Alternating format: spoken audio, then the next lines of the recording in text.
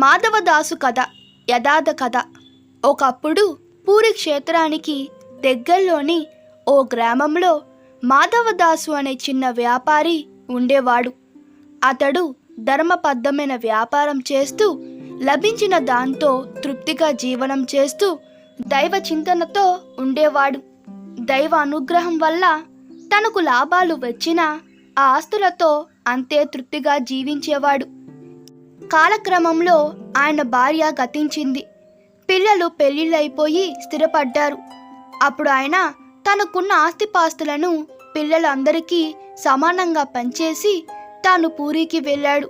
పూరిలో జగన్నాథుని సన్నిధిలో ఆ స్వామి నామస్మరణంతో జీవితం వెలదీయాలని నిర్ణయంతో అక్కడికి వెళ్ళాడు.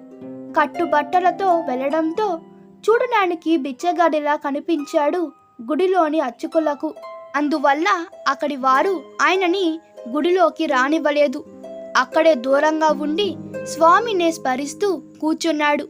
కానీ ఎవరిని తిట్టడం చేయలేదు. 4 రోజులుగా తిండి లేకపోవడంతో ఓ రాత్రి సోమశిల్లి పడిపోయాడు. నామస్మరణ మాత్రం ఆపలేదు. అప్పుడు జగన్నాథునికి జాలి కలిగింది. అమ్మను పిలిచి ఇలా మాట్లాడాడు. రుక్మిణి, నా భక్తుడు చూడు, ఆహారం లేక సోమశిల్లి పడిపోయాడు. నువ్వు మనకు పెట్టిన ఈ నైవేద్యం తీసుకొని వెళ్ళి ఇవ్వు. అమ్మవు కదా నువ్వు, బిడ్డడి ఆకలి తీర్చాలి కదా అని జగన్నాథుని అనగానే విన్న ఆ జగన్మాత చిరునవ్వు నవ్వి, అలాగే స్వామి, అన్ని రకాల ఆహార పదార్థాలతో అక్కడ నైవేద్యం పెట్టి ఉన్న బంగారు పళ్ళెం తీసుకొని మాధవదాసు వద్దకు వెళ్ళిందమ్మ.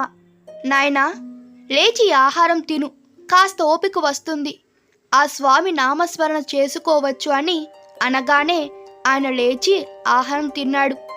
అమ్మా, జగన్మాతలా వచ్చి నా ఆకలి తీర్చావు అన్నాడు.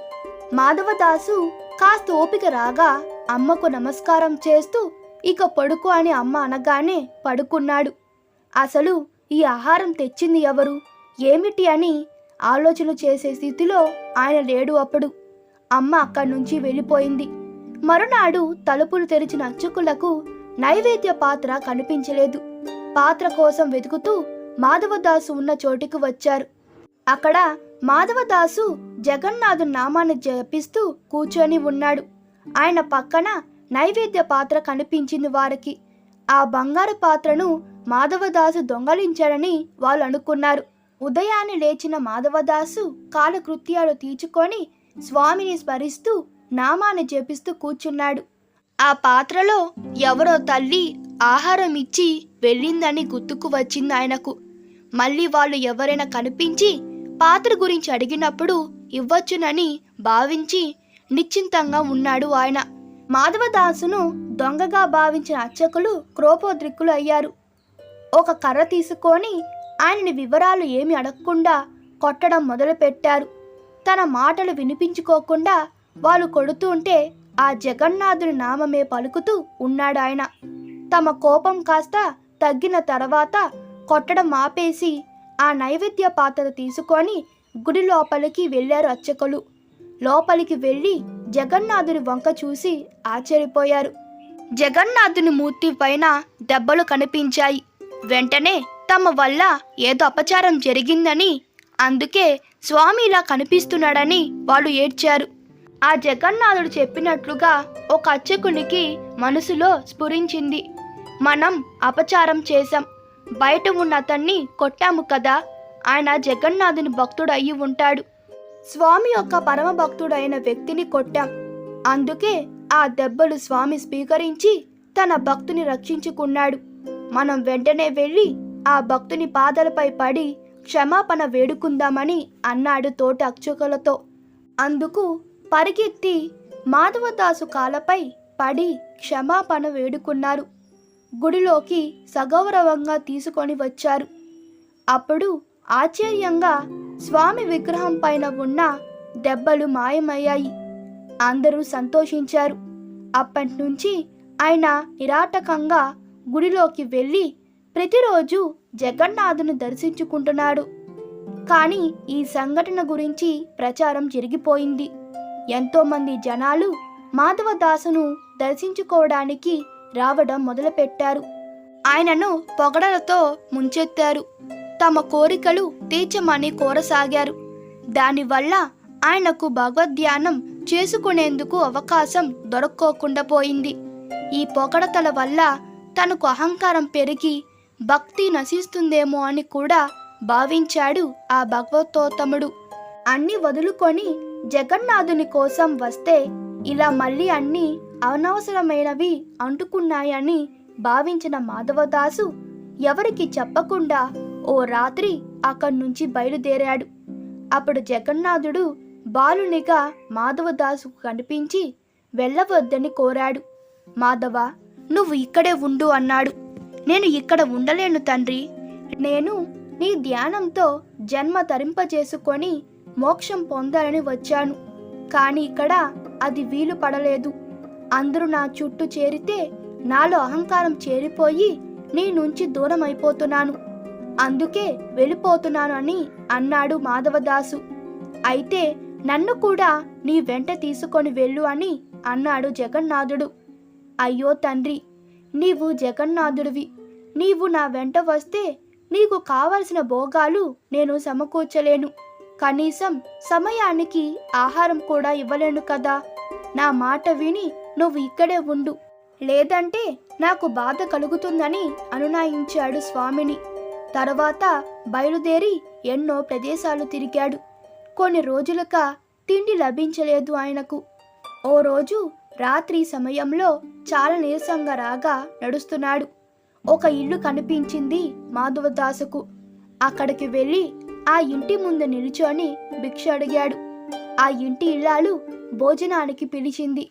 కాలు చేతులు శుభ్రపరుచుకొని భోజనానికి కూర్చున్నాడు ఆయన. ఆమె 2 విస్తలలో భోజనం వడ్డించింది. ఆ ఇంటి యజమాని కోసమేమోనని ఈయన అనుకున్నాడు.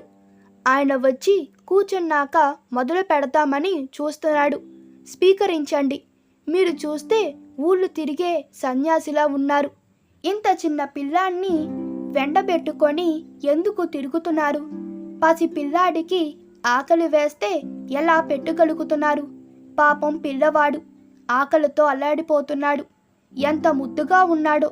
ఈ పిల్లవాడిని ఇక్కడ వదిలి వెళ్ళండి, వాని నేను చూసుకుంటాను. పక్కన వేసిన విస్తరి వైపు చూస్తూ అంది ఆవిడ. ఆ మాటలు విన్న మాధవదాసు ఆశ్చర్యపోయాడు. ఆ పిల్లవాడు ఎవరో కాదు, ఆ నల్లనయ్య, ఆ పరాతపుడు, ఆ జగన్నాథుడే అని అర్థమే క్షణంలో కళ్ళ నుంచి నీరు దారగా ఉబ్బాయి ఆయనకు. ఆమెకు విషయం చెప్పి ఆమె జన్మ ధరించిందని చెప్పి అక్కడి నుంచి బయలుదేరాడు. కొంత దూరం వెళ్ళి ఓ గ్రామంలోకి వెళ్ళక ఆయనకు విపరీతమైన జ్వరం వచ్చింది. తల తిరిగి పడిపోయాడు. ఆయనకు తిరిగి స్పృహ వచ్చేసరికి ఒక చిన్న ఇంటిలో మంచంలో పడుకొని ఉన్నాడు. ఒక పిల్లవాడు మందులు ఇస్తూ సఫర్యాలు చేస్తూ ఉన్నాడు. విషయం అర్థమైన మాధవదాసు, స్వామి, వద్దన్నా, ఎందుకు ఇలా నా వెంట ఉండి సఫర్యాలు చేస్తున్నావు? నా ఈ స్థితికి అసహ్యం వేస్తుంది. నీ చేత నేను సేవలు చేయించుకోవడేమిటి? నా స్థితిని తప్పించుకోగలవాడివి అయ్యి ఉండి ఇలా ఎందుకు చేస్తున్నావు అని ఏడ్చాడు. నీ కర్మఫలం ఇంకా 15 రోజులు అనుభవించవలసి ఉంది. అది కూడా అయిపోతే నీవు మోక్షం పొందుటకు పూర్తి హరుడవు అవుతావు. కానీ నీ భక్తికి వసుడనయ్యాను. సర్వదా నన్నే స్మరిస్తూ ఏ కష్టానికి చలించని నీ వంటి భక్తులకు ఎలా వదులుకోమంటావు? అందుకే నీ వెంటే ఉంటున్నాను. నీవు అన్నట్లుగా నేను కర్మఫలం తీయగలను. కానీ నీ వంటి మహాభక్తునికి కొడుకుగా సేవ చేయడం నాకు ఎంతో ఆనందాన్ని కలిగిస్తుంది.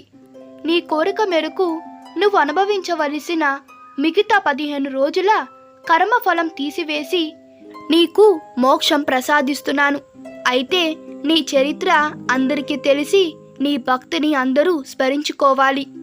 అందుకోసం నీ 15 రోజుల కర్మఫలమైన జ్వరం నేను స్వీకరిస్తున్నాను అని చెప్పి ఆయనకు ముక్తిని ఇచ్చాడు ఆ జగన్నాథుడు. ఇందుకు గుర్తుగా ప్రతి సంవత్సరం పూరిలో జగన్నాథునికి జ్వరం వస్తుంది. ఇప్పటికీ డాక్టరుని పిలిచి ఆయుర్వేదానికి సంబంధించిన ఆహారం మాత్రమే నైవేద్యంగా పెడతారు. ఆ సమయంలో వివిధ రకాల నైవేద్యాలు ఉండవు. ప్రతి సంవత్సరం జగన్నాథ రథయాత్రకు 15 రోజుల ముందు స్వామికి పుట్టినరోజుల వేడుకలు నిర్వహిస్తారు. ఆ సందర్భంగా 108 బిందెల నీళ్లతో అభిషేకం చేస్తారంట. ఆ నీటి వల్ల స్వామికి, సుభద్ర, బలభద్రులకు కూడా జ్వరం వస్తుంది. సాధారణంగా జ్వరం వచ్చినప్పుడు స్వెటర్లు, మాఫర్లు వేసుకుంటారో అలాగే వాళ్లకు ధరింపజేస్తారంట. దర్శనాలు నిలిపివేస్తారు. రథయాత్రకు ముందు రోజు దర్శనం ఉంటుంది. తరువాత రథయాత్ర మొదలవుతుంది. ఈ కథ మీకు నచ్చినట్లయితే మీ అభిప్రాయాలు కామెంట్ తెలపండి. Please like, share and subscribe to my channel. Thank you.